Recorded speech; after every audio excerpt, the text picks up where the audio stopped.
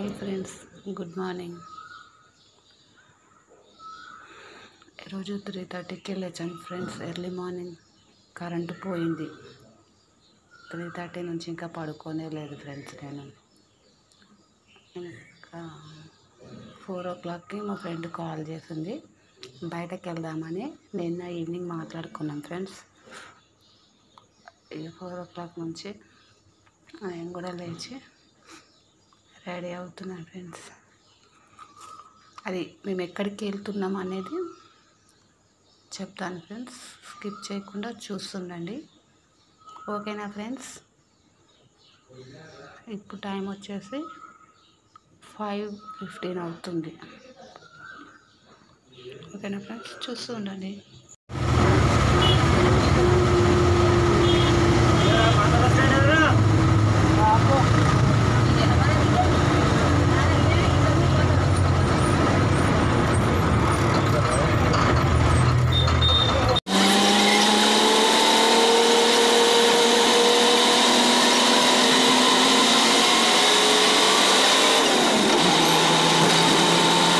Bus దిగినాము. Morning నుండి ఏం tea కూడా తాగకుండా వెళ్ళినాను ఫ్రెండ్స్ ఇంట్లో నుంచి. అందుకే ఇప్పుడు బస్ దిగగానే ఫస్ట్ టీ తాగుతున్నాను friends.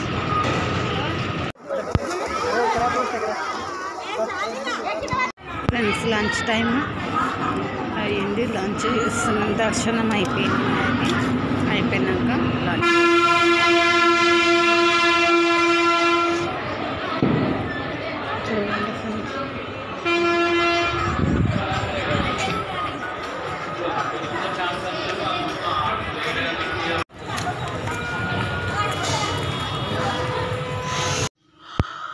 Hi friends, good evening.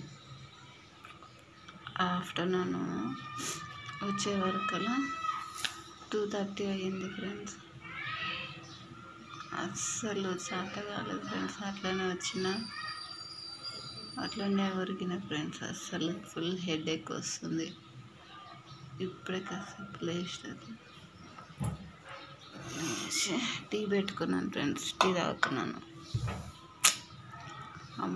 చాలా ఫుల్ క్రౌడ్ ఫ్రెండ్స్, చాలా. అసలు యాదగిరిగుట్టలో బాప్రే, ఫోను ఆలో లేదు ఫ్రెండ్స్, వీడియో తీయడం కాలేదు.